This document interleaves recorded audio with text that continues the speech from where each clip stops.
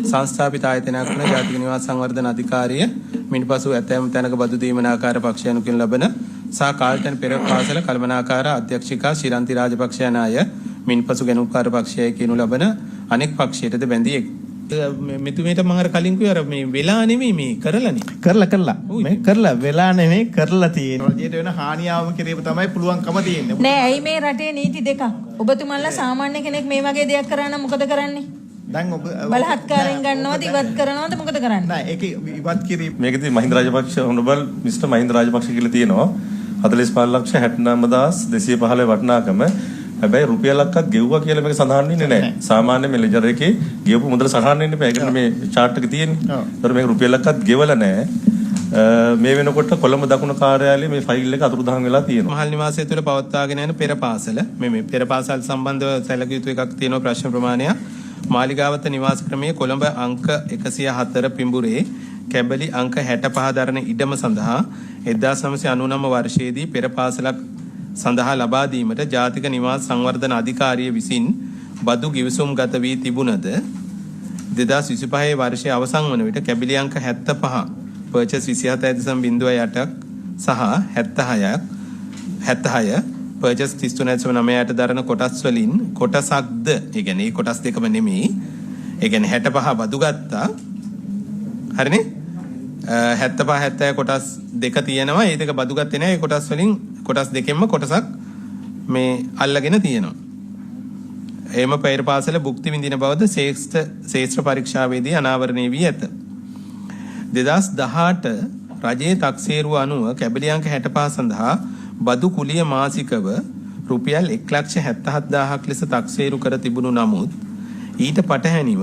අධ්‍යක්ෂ මණ්ඩල අනුමැතිය මත පෙර පාසල සහ දිවාසුරකුම් මධ්‍යස්ථානයේ සඳහා රජයේ තක්සේරුවට වඩා රුපියල් 1,47,000ක් අඩුවෙන් එනම් මාසකට රුපියල් 30,000ක් බැගින් 2023 මැයි 1 දින සිට 2028 අප්‍රේල් 30 දින දක්වා වසර 5ක කාලයක් දක්වා බදු පදනමින් ලබා දීමට කටයුතු කර තිබුණි. එසේම බදුකරු විසින් ගොඩනැගිල්ලේ කොටසක් කඩා ඉවත් කර නව කොටසක් ඉදි කිරීමද විගණනයේදී නිරීක්ෂණය විය. එතකොට දැන් සමරියක් විදිහට ගත්තොත් 65 කියන කොටස බදු ගන්නවා. ඊට පස්සේ 75 76න් කොටස් දෙකක් අනවසරෙන් අල්ලගෙන ඉන්නවා. ඒ ටිකම එකතු කරලා තමයි පෙර පාසල පවත්වාගෙන යන්නේ. අර කොටසට විතරක් හිතුවොත් 2018 තක්සේරුව මාසිකව 1,77,000ක් නමුත් ගෙවන්නේ 30,000යි. එතකොට ඒක මේ මුදල තීරණය කළා තියෙන්නේ මේ අධ්‍යක්ෂ මණ්ඩලය විසින්. ඊට අමතර වශයෙන් ඒ කියන්නේ අවුරුදු 5කට දීලා තියෙනවා. ඊට අමතර වශයෙන් ගත්තම මේ බදුකරු තමන් මෙතන තියෙන ගොඩනැගිල්ල අනවසරෙන් කඩලා තමන්ට ඕන විදිහට වෙනස් කරලා තියෙනවා. එතකොට ඔහොම තමයි තියෙන්නේ. දැන් මේ මොකද්ද මේ පෙර පාසල? මේක මුලින්ම මේක පෙර පාසල සඳහා 1900 කාල්ටන් පෙර පාසල සඳහා කාල්ටන් කියන්නේ අර කොහේ වෙන කවුද අසං කරලා තියෙන්නේ කියන්නේ? කාල්ටන් නිවාස සංවර්ධන අධිකාරිය නෑ කාල්ටන් එක කියන්නේ නැත්නම් මේ හරියට මීනින් එක කියන්නේ නැත්නම් ඒක නමක්නේ දන්න නමක් හැමෝම මේක හරියට කියන්නේ කාල්ටන් පෙර පාසල අධ්‍යක්ෂක තුමිය ඔව් දැන් නැත්නම් ඔය කාල්ටන් කියන නම හැමෝම දන්න එකද කියලා මම අහන්නේ නැත වෙන එකක් තියෙනවා ඒ කාල්ටන් මම තංගල්ලේ කාල්ටන් එකේම කෑල්ලක් යාගෙම නම ගමු යාගෙම නම ඔව් අසං කරලා තියෙන්නේ කවුද අධ්‍යක්ෂක තුමිය ඔව් නමක් නැද්ද ඩෙන්ටි කාඩ් නම්බර් එක කියන්න යුතුයම නෑ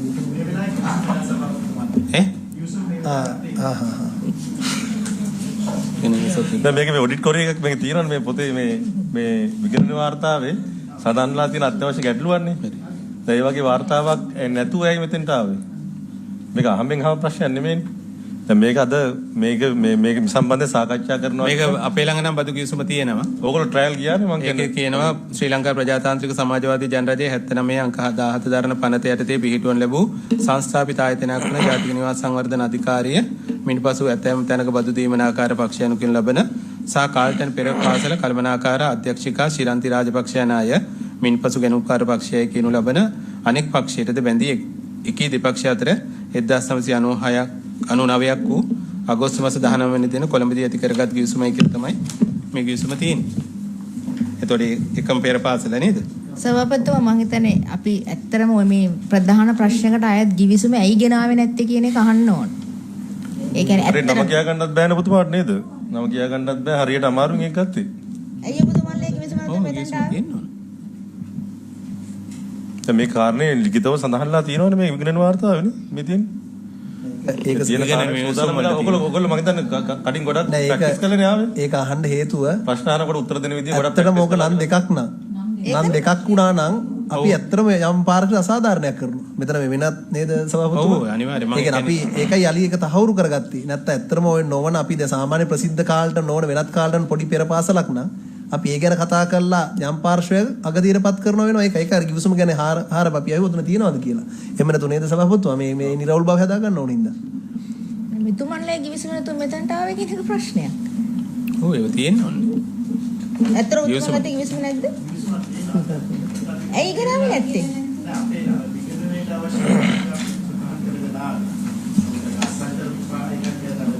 නේද මූල්‍ය මේක එතන අඩුපාඩුවක් වෙලා තියෙන සභාපතිතුමා. හරි. අපි මේක මට කියන්න. දැන් මේකත් මොකක් හරි සුබ සාධක වැඩක්ද මේ? 1999 8/19 වෙනි දින සිට වසරක් සඳහා මෙම බදු දීලා තිනවා 3900 මේ කාටන් පෙර පාසල පවත්වාගෙන යාම සඳහා අවුරුද්දකට. දැන් මම අහන්නේ මේක සුබ සාධක වැඩක්ද නැත්නම් මුදල් අය කරනවා? නෑ දැන් මේක මුදල් අය කරනෝනේ. නාමික වන්නාකමක් විදිහට නෑ.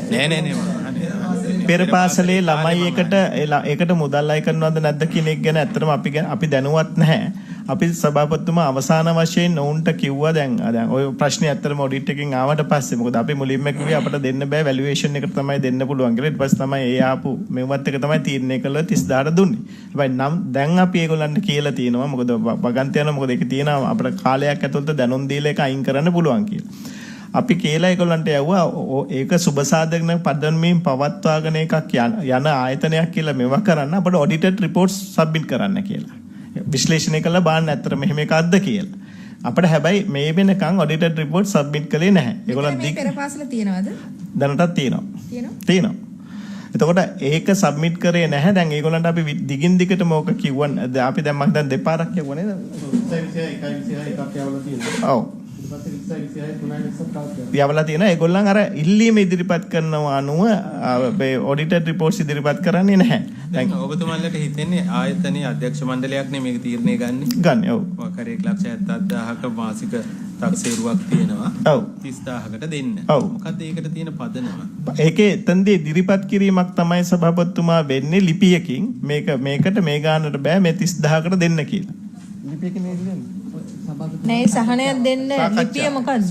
නෑ ඒක තමයි දැන් ඒක පදනම කියන්නේ අර එතනදී ඒ කියන කරුණුත් එක්ක ඕන එතන අධ්‍යක්ෂක මණ්ඩලයේ තියෙන එකලා මේක වෙල්ෆෙයාර් පදනමට යන එකක් කියලා තමයි ඒක සනාථ කර ගැනීමක් වෙලා තිබුණේ නැහැ. ඒ පදනම මත සාකච්ඡාවකින් පස්සේ තමයි තීරණය වෙලා තියෙන 30000කට දෙන්න කියලා. දැන් මේ මාර ආයතනය දැන් බානගල උපතිසාමුදුරුවෝ කිව්වම මම මිලියන 50 ගාණක් දීලා තියෙනවා සෙවනට කිව්වම ඔතනවල ඩෝල් ගාලා ඉඩම් ටික දීලා දානවා.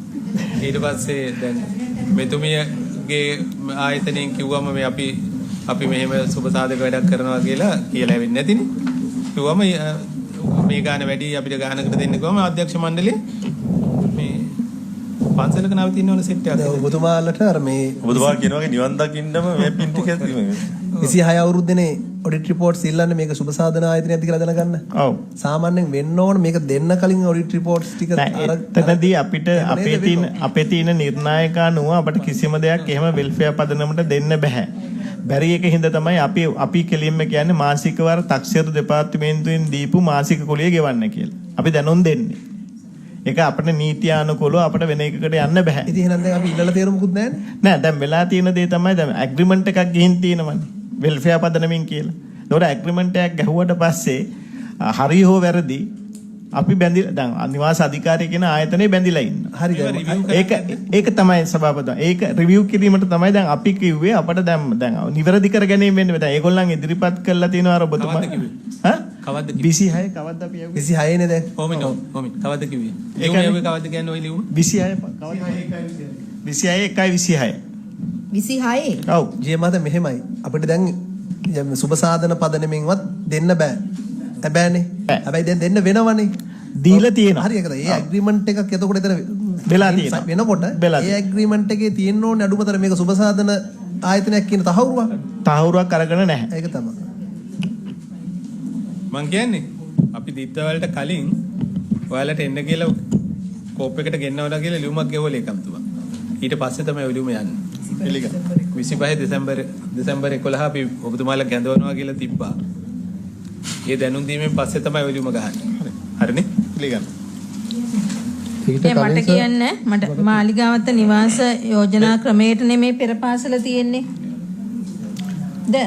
නෑ එහෙම නෑ. ඕක ඔය පෙරපාසල පවත්තගෙන යන්නේ එහෙම මේ මාලිගාවත නිවාස යෝජනාවට නෑ. අර වගේ අරකට සාපේක්ෂව වෙදිච්ච මේ පෙරපාසලක් නෙවෙයි. එහෙමත් නෙමෙයි. නෑ. මේක තනිකර පෞද්ගලික ආයතනයක් ඒක. පෞද්ගලික ආයතනයක්. මේකේ එන මේ අපේ සමනතුර ඔබතුමා අපි හිටියද විතර මේක පවරද්දී හිටියද ඔබතුමා? ඒ කියන්නේ ඔබතුමා තනතුර ඒකන නිරීක්ෂණය අනුව ආයතනයේ මුදල් අය කරනවා දරුවන්ගේ. ආයතන එකට මුල්ම කාලේ පවරනකොට මම මේ හිටියේ 1999 නේ. ඒ කියන්නේ මේක මුදල් අය කරන ආයතනයක්ද? මොකද? මුදල් අය කරන ආයතනයක්ද? 10ට දීලා තියෙනවා. 18 ආයේ ගිවිසුම අලුත් කරලා තියෙනවා. මේ විගණනයේට නිරීක්ෂණය වෙලා තියෙන්නේ එතුමියන්ලා මේ ආයතනය දරුවන්ගේ මුදල් ගන්න ආයතනය. ඒ කියන්නේ ව්‍යාපාරයක් කරා. ඒතර ව්‍යාපාරයකට ඔබතුමන්ලා මෙහෙම සහනයක් දුන්නම 1,40,000 ඒවා දැනට අපි ගත්තම වසර 5කට දීලා තියෙන 2028 වෙනකන් දැන් මේ 2026 මේ හරිනේ. එතකොට දැනට ගත්තොත් රුපියල් ලක්ෂ 54ක් වැඩි ප්‍රමාණයක රජයට අලාභ කරලා තියෙනවා. ඒ වගේම තමයි දැන් මේ තියෙන බිල්ඩිම ඈ 23 ඒකනේ 23 23 අපි එපා කියනවනේ. දැන් ගොඩනැගිල්ල කඩා නැවත සකස් කරන්න පුළුවන්ද? මේ කියන විදිහට බදුකර විසින් ගොඩනැගිල්ලේ කොටසක් කඩා ඉවත් කර නව කොටසක් ඉදි කර ඇත. එහෙම නීත්‍යානුකූලව එහෙම බෑ. එහෙම වෙලා තියෙනවා. ඔබයි නම් මොකද්ද ඊළඟට ගන්න ක්‍රියාමාර්ගය? දැන් ඒකේ මේක තමයි දැන් ඔතන වෙලා තියෙන දේ තමයි ඔය ඇග්‍රීමන්ට්ස් අනුව ගිහිල්ලා නීති හරි විදියට නීතිය ක්‍රියාත්මක එදා වෙලා තිබුණනම් ඔය මේ වෙනකොට ඔය කොට නැගිල්ල නිවාස අධිකාරිය සතු කරගෙන තියෙනවා. ඉතින් මහත්මයා මේ 23 මේක අසං කරද්දි දකින්නේ නෑ ඒක තමයි නෑ සභාපති. ඔව් 65 කොටස විතරයි බදු දෙන්නේ. ඔව් 75 76 කොටස් දෙකනොත් අල්ලගෙන අනවසරින් තියන් ඉන්නේ. ඔව් ගොඩනැගිල්ල කඩලා අලුතෙන් ගොඩනැගිල්ල වෙනස් කරලා තියෙන රජයේ දෙයිපල. ඔව් හරිනේ? ඔව් ඒ ඔක්කොම තියෙද්දි 1,77,000න් 30,000 අඩු 1,47,000ක්ම අඩු කරලා 30,000කට මාසෙකට දෙනවා. ඔව් අගේ නාමික අගයකට. නෑ අඩු කරපු අගයකට දෙනවා. නාමික නෙමෙයි 30 අගයකට දෙනවා. ඔව් අගයකට දෙනවා. දැන් එච්චර සහන දෙන්න මොකද්ද තියෙන පදනම මේ ඉතින් ඔයාලා මේ අර මෙතුමේට මම අර කලින් කිව්වා අර මේ වෙලා නෙමෙයි මේ කරලානේ. කරලා මේ කරලා වෙලා නෙමෙයි කරලා තියෙන්නේ. ඒකට සහන දෙන්න පදනමක් ඒ කියන්නේ ඒවා අතන අර අපි ඉස්සලා කිව්වාගේ සභාපතිතුමා ආපු ඉල්ලීමක් මත සාකච්ඡාවක් කළා. ඒක දෙන්න තීරණය කළා. එහෙම තමයි ගිහින්නේ. මේක ඉල්ලීම කාගෙන් දෙන්නේ? මේ කාල්ටන් පෙරපාසලේ. මේ බදු කිවිසුම දැන් කැන්සල් කළාද නැද්ද? නෑ පුද්ගලෙක් ඇති. මං කියන්නේ ඉල්ලීම ආවෙතනින් කියන්නේ. 23 ඔබතුමා හිටියද? ගිවිසුම දාම තියෙනවා. 23 ගිවිසුම දාම තියෙනවා. නෑ මේ කොන්දේසි කඩද්දි කොහමද ආයේ නව ගිවිසුම වලට යන්නේ? ඒකනේ. නෑ කොන්දේසි කඩලා තියෙද්දිත් මේ ගිවිසුමයි මේ දික් කරන්නේ. මොකද දන්නවද මේ කාල්ටන් පෙරපාසල ගැන අපි කවුරුත් දන්නේ නැකන්නේ සභාපතිතුමා. ඔගේ සභාපතිතුමා අපිත් ඉන්නවා. අපි කියනවා මේකේ තියෙන එකෙන්ද තමයි අන්තිමට බැරි තැන තමයි අපි තක්සේරුව කරගෙන තක්සේරුවට දෙමු කියන තැනට යන්නේ. මේකේ තියෙන තක්සේරුවට දෙන්න නෙමෙයි. ඒකේ කොයි කාලෙද උල්ලංඝනය කළා කියනවනේ. ඒක තමයි කියන්නේ. ඒ කියන්නේ ඒ කාලේ ආපු මේකත් එක්ක අපිට තියෙන ඒකට තියෙන මේක අවම කරන්න. ඒ කියන්නේ රජයට වෙන හානිය අවම කිරීම තමයි පුළුවන්කම තියෙන්නේ. නෑ ඇයි මේ රටේ නීති දෙකක්. ඔබතුමන්ලා සාමාන්‍ය කෙනෙක් මේ වගේ දෙයක් කරා නම් මොකද කරන්නේ? දැන් ඔබ බලහත්කාරයෙන් ගන්නවද ඉවත් කරනවද මොකද කරන්නේ? නෑ ඒක ඉවත් කිරීමකට කරනවා. දැන් ඔබතුමාලම දන්නව ඇතිනේ කාල්ටන් පෙරපාසල කියන එකත් එක්ක තමයි මේ ගනුදෙනුව සිද්ධ වෙන්නේ.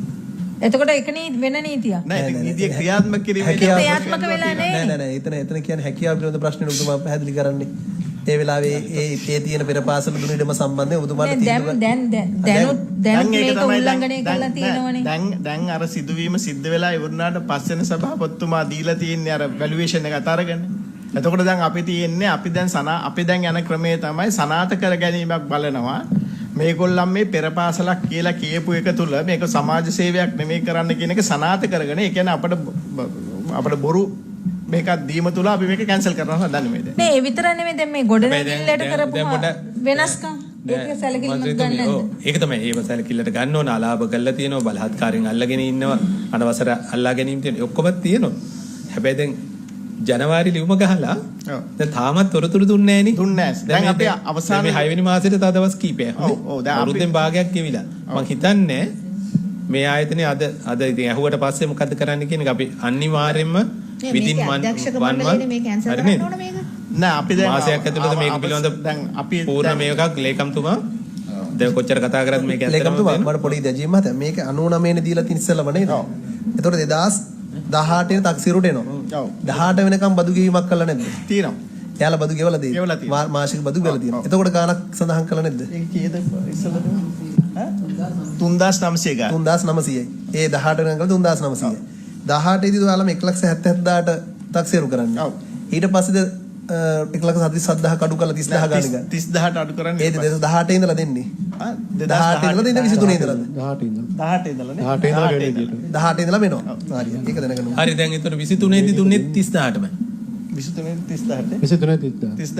ඒ කියන්නේ එතකොට වැලුවේෂන් එක අරක නෙමෙයිනේ. නෑ වැලුවේෂන් එක නෙමෙයි නම. තව වැඩිනේ. වැඩි වෙනවා. එහෙනම් මෙහෙමයි. මේක රජයට දැනට තියෙන 30000ට හිතුවත් 1,77,000ට හිතුවත් රජයට පාඩුවක් කරලා තියෙනවා බිල්ඩින් එක කඩලා තියෙනවා අනවසර විදියට ඉඩම් පාවිච්චි කරමින් ඉන්නවා ඒ නිසා රජයට සභාපතිතුමා මේක මේ පැහැදිලිවම 1999 දී කැබිනට් ඇමතිවරයෙක්ගේ බිරිඳ ඊට පස්සේ 2018 වෙනකොට ලංකාවේ හිටපු ජනාධිපතිවරයාගේ බිරිඳ 2023 දීත් එහෙමයි මේක දැන් මේ කාගවත් දේශපාලන ප්‍රතිරූප ගොඩනගා ගන්න රජයේ දේපල පාවිච්චි කරන්න බැහැනේ මෙතන මම හිතන්නේ මුදල් වලට වඩා දේශපාලන ප්‍රතිරූප ගොඩනගා ගැනීමේදී රජයේ ආයතනයකට යට වෙලා හිටිය කියන එකත් අහවුණු නිශ්චිතයි ආයතනයකට යට වෙලා හිටිය කියලා නිශ්චිතයි ඔය මට තව පොඩි ප්‍රශ්නයක් මේ අර එයාලට නීති අනුකූල කැබලි අංක කීයද 75ට පානේ 65 තක්සේරු මිසක් අර බලෙන් අල්ලගත කෑලි වලට තක්සේරුවක් නැහැ නේ අපිනේ ඒ කියලා අපි තක්සේරු කරේ 65 කෑලි විතරයිනේ නැතුව නේද 65 කොටස විතරයි හරියට බලුවොත් අර කෑලිට අතර තක්සේරුවක් එන්න ඕන ඒක 99 ඉඳලම මේ වෙනකම් කැබලි දෙකක් තියෙනවා තක්සේරුවක් නැතුව භුක්ති විඳා 99 ඉඳලා මේ වෙනකම් 65 කැබල්ල තිබිලා තියෙන තක්සේරුවක් ඇවිල්ලා ඒක අඩුවෙන් ආපු එකක් තියෙනනේ කැබලි දෙක එන රජයේ පාඩුව සභාපතිතුමා මේ තක්සේරු කැලේ විතරක් නෙමෙයි අර තක්සේරු නොකරපු කැබලි දෙකකුත් තියෙනවා ඒකේ තක්සේරුකුත් එන්න ඕන හරියට අපි මේකේ රජයට පාඩුවක් කිරීම කියන කොටස යටතේ අදාළ මේක මං හිතන්නේ මේකත් දෙන්න වෙයි විශේෂ පරීක්ෂණයක් කරන්න මේ පිළිබඳව. මේක දෙන්න වෙනවා. මොකද නැත්තම් මේ සභාපතිතුමා මට විනාඩියක් ඉඩ දෙන්න මේ හා සමානම සිදුවීමක් මේ ඉදිරිපත් කරගන්න. මට චූට්ටක් උත්තර දෙන්න වෙන මේ කාරණේට මේ 2002 දී කොළඹ නගර දකුණ කාර්යාලයේ ඉංජිනේරු වීරසිංහ මහත්මයා තමයි මෙතන ලියුම දාලා තියෙන්නේ. ඩී.ඒ. වීරසිංහ සහකාර කළමනාකරු මහල් නිවාස කොළඹ නගර දකුණ කාර්යාලය. එයා ලියුමක් ගහලා කියනවා මේ මාතාපාරේ 4 වෙනි අදියරේ මහල් නිවාස ක්‍රමයේ නිවසක් ලබා දීම කියලා. ඒකේ නිවසේ තක්සේරු මුදල වෙන්නේ එවකට. ඒ කියන්නේ 1999 ඕකට සමගාමීවම තක්සේරු මුදල වෙන්නේ 45,69,215ක්. එතකොට මේකේ නිවසේ හිමිකරුව එන්නේ මහින්ද රාජපක්ෂ මැතිතුමා. හරිද? ඒ කියන්නේ දැන් ඔබතුමාලා ගරමුණ තමයි දුප්පත් ජන සයම් පවුලකටම සුවපහසු නිවසක් ලබා දීම තමයි ආයතනයේ අරමුණ. එතකොට එම වර්ෂයේම බිරිඳට දීලා තියෙනවා මහල් නිවාස සංකීර්ණයේ මාලිගාවත්තේ නිවසක් දීලා තියෙනවා. ඒ වගේම මේ මාතාපාරේ 45,000ක් එවකට ඒ කියන්නේ 99 දී 45,000ක් කියන අද විශාල මුදලක්. මහින්ද රාජපක්ෂ මැතිතුමාට කැබිනට් ඇමතිවරයෙකුට දීලා තියෙනවා. එතකොට මේ ෆයිල් එක මේ වෙනකොට ඔබතුමාලා ගාව තියෙනවද? මොකද දන්නවද මෙහෙම ගණනුවක් වෙලා තියෙනවා කියලා? පක්ෂ මහත්මයාට ගයක් දීලා තියෙනවා කියන එක භාවිතයෙන් ආපු එකක් තියෙනවා. ඔය ඔබතුමා කියන ඒක ලිපිගොනුව තියෙනවද නැද්ද කියන එක ගැන මම පරීක්ෂා කරලා බලලා කියන්න. මොකද මට ඒක report වෙලා නැහැ. කොළඹ දකුණ කාර්යාලය කවුරු හරි විතර ඉන්නේ? නෑ. නෑ ඒ ගෙදර තියෙනවනේ ඔබතුමාලා දැන් දැන් ගෙදර තියෙනවා මං කිව්වේ ඒක තමයි. දැන් ඒක දැන් මෙතුමා අහන්නේ ලිපිගුණුව ගෙදර නැහැ කියන එක නෙමෙයි මම මේ කියන්නේ. පැහැදිලිව කියන්නේ ගෙදර නැහැ කියන එක නෙවෙයි. මගේ තියෙනවා. මේ තියන්නේ මෙතුමා කියන දේ මං අහන්නේ. නිවසක් ලබා දීමේදී නිකුත් කරන කාඩ් පත්‍රය තියෙනවා. මේ ලෙජර් එක තියෙනවා. මේකදී මහින්ද රාජපක්ෂ හොනබල් මිස්ටර් මහින්ද රාජපක්ෂ කියලා තියෙනවා. 45,69,215 වටිනාකම. හැබැයි රුපියලක්වත් ගෙවුවා කියලා මේක සඳහන් වෙන්නේ නැහැ. සාමාන්‍ය මේ ලෙජර් එකේ ගෙවපු මුදල සඳහන් වෙන්නේ නැහැ. ඒකට මේ chart එක තියෙන්නේ. ඒතර මේක රුපියලක්වත් ගෙවලා නැහැ. මේ වෙනකොට කොළඹ දකුණු කාර්යාලයේ මේ ෆයිල් එක අතුරුදහන් වෙලා තියෙනවා. හැබැයි මේ ලෙජර් එක විතරක් ඉතුරුලා තියෙනවා ෆයිල් එකේ. ඒකේ ප්ලෑන් එක ඔප්පු කිසිවක් නැහැ. මම දන්නා තරමින්. ඒ ෆයිල් එක රැගෙන ගියා කියලා සටහන් තියලා තියෙන්නේ ඔබතුමාගේ කියලා නම තමයි සඳහන් වෙන්නේ. අවසාන වශයෙන් මේ ෆයිල් එක එතනින් ඉවත් කිරීම කියලා මම දන්න විදිහට කවුරු හරි විතර ඉන්නවද එහෙම? දන්න කෙනෙක්. ඔබතුමා තමයි ඒකේ සටහන තියෙනවා. ඔබතුමා මේ ෆයිල් එක ඉවත් කරගෙන තියෙනවා කියලා. වගකීමෙන් කියන්නේ නැහැ. හරි ඔබතුමා මේ ෆයිල් එක ඉවත් කරගත්තේ කවුද කියලා රිපෝට් කරලා. ඒ කියන්නේ ලිපිගොනුව අවසන් වතාවට භාවිතා කරලා ඉවත් කරගත්තේ කවුද කියන එක කෝප් කමිටුවට ඔබතුමා මම හිතන්නේ වාර්තා කරන්න කියලා. තාමත් ඉක්මනට අපි ඒ කියන්නේ මෙහෙමයි. දැන් ඒ කියන්නේ මේ රටේ හිටපු කැබිනට් ඇමතිවරයෙක් එවකට ඊට පස්සේ ඔබතුමාගේ අර සමා වෙලා අර දැන් ඒ සටහන තියලා තියෙනවා කියන වර්ෂයක් තියෙනවද? මෙන්න මේ කාලේ මේක සටහන. නෑ අපි මෙහෙම කරමුකෝ මෙච්චර සටහන. අපි ඒ තොරතුරු අපි ඔබතුමාටම දෙන්න ඕනේ. ආසෙත් මේක අපි කරන්න ඕන වැඩ නෙවෙයි. අනිවාර්යයෙන්. ඔබතුමාලා අපිට කියන්නේ මේ මාතාපාරේ මේ නිවස සම්බන්ධයෙන් තියෙන තොරතුරු මොනවද කියන්නේ? ඔබතුමාලා රිපෝට් එකක් එවන්න. මේක 2018 මේක වාර්තාවක් දෙන හේමන්ත විරුසුරේ කියන මේ ඉංජිනේරුවරයා ඒ කියන්නේ මේක අර වසීම් තාජුදීන් ඝාතනයට අදාළව අපරාධ පරීක්ෂණ දෙපාර්තමේන්තුවේ පරීක්ෂාවට ලක් වෙච්ච නිවසක් විදිහට තමයි වාර්තාව තියෙන්නේ. මේ අපරාධ පරීක්ෂණ දෙපාර්තමේන්තුව ඇවිල්ලා මේ දීපු වාර්තාවත් මේක සඳහන් වෙනවා. ඕන් ඇවිල්ලා පරීක්ෂා කරපු ඒවා සහ මේ ඒකට අදාළ කරන ක්‍රියාමාර්ග ගත්තා කියලා. ඒක සටහනක් මේ ෆයිල් එකේ දාලා තියෙනවා. මේ සම්පූර්ණ රිපෝට් එක කෝප් එකට ලබා දෙන්න සර්. අනිවාර්යයෙන් මේ වෙලාවේ නෑ. ඒකෙන් මට ඔකට අපිට උපරිම සතිය කාලයක් ඇතුළත සමතු වගේ ඉල්ලන් තියෙන්නේ මම මෙතුමාලට දැන් මේ මොකද යාබස් කනදුනට අදාළව මේ නිලධාරීන් අවසානයේ කපලි චන්ද්‍රසේනගේ පිටින් තමයි ගියේ නේද? ඒ නිලධාරීන් මේ දූෂණ ක්‍රියාවලියට මේ හිටපු නායකයන්ගේ දූෂණ ක්‍රියාවලට සම්බන්ධ වෙලා අවසානයේ ඒ පීඩන දරා ගන්න බැරුව ඔවුන්ට තමන්ගේ ජීවිතය සමුගන්න සිද්ධ වුණා. ඉතින් සනත් දිශාන්තලාගේ මල්ලිලාට හිර යන්න වෙනවා. ඒ පාලකයන්ට කඩේ කිල්ල වෙලා සහ නීති විරෝධී කටයුතු කරලා. ඒ නිසා දැන් මේ රටේ රාජ්‍ය දේපල පහුගිය කාල සීමාව තුළ අවභාවිතා කරපු විදිය තමයි තියෙන්නේ. මම ඔබතුමාලගේ ආයතනෙම පාලනය කරපු ඇමතිවරයෙක් මම දැක්කා ඊයේ පෙරේදා කියනවා මේ වත්මන් ආණ්ඩුව බලයටපත් කිරීම පිළිබඳව තීන්දුවගත්තු ජනතාවට හෙන ගහපන් කියලා. මිනිස්සු හෙන ඉල්ලුවේ මේවට. මිනිස්සු සාප කළේ මේ රටේ මහ ජනධනය මේ විදිහට කොල්ල කන එකට තමයි මිනිස්සු සාප කළේ. ඒ පැරණි දූෂිත පාලනය වෙනස් කරලා මේක මිනිස්සු තීන්දුව ගත්තේ ඒ නිසා. හැබැයි ඔබතුමාලගේ ආයතනයෙන් පාලනය කරපු ඇමතිවරයෙක් ජනතාවට හෙන ඉල්ලුවා. මේ ආණ්ඩුව ගෙනාවට. ඒ නිසා අපි ඉල්ලන්නේ කරුණාකරලා ඔබතුමාලත් මේවට සම්බන්ධ නම් ඔබතුමාලා ඒවට අපරාධ පරීක්ෂණ දෙපාර්තමේන්තුව උත්තර බඳින්න වෙයි. කරුණාකරලා අනාගතයේදීවත් මේ වත්මන් ආණ්ඩුවට අනාගතයේදීවත් මේ දේපල නිරවුල් කිරීමේ සඳහා මැදිහත් වෙන්න. මේ ෆයිල් අතුරුදහන් වුණා නම් ඒකට කවුදවත් කියන්න ඕන කියලා හොයන්න. ඔයලි කරුණාකරලා කෝප්පන්ට වාර්තාවක් දෙන්න. මේ කිසිවක් අපි එකක්වත් අපි අත්හරින්නේ නැහැ. අපිට මිනිස්සු ජනවරම දීලා තියෙන මේකට. ඒ නිසා ඒකට අපි වග කියනවා. ඔබතුමාලා ඒ සම්බන්ධයෙන් අපිට දායක වෙන්න මේ කෝප් කමිටුවට.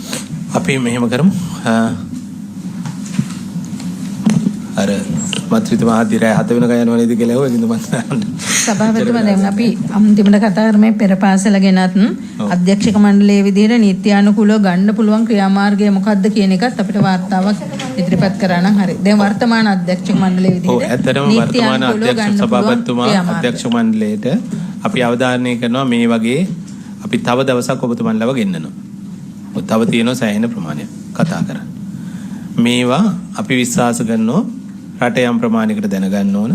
ඇත්තරම ජනතාවගේ පැත්තෙන් හිතන්න ඕන මේ වගේ ආයතන රාජ්‍ය ව්‍යුහයන් රාජ්‍ය නිලධාරීන් සම්බන්ධව රටේ ජෙනරේට් වෙච්ච අදහසක් තියෙනවා. අපි දන්නවා දේශපාලන බලයට මේ සියල්ලම යට කරපු යුග තිබ්බා. මම හරිද? ඒක නිසා බොහෝ අය ඒ දේශපාලන බලයන් වලට යට වෙලා වැඩ කරපු ආකෘති වල ප්‍රශ්න තමයි මේ තියෙන්නේ.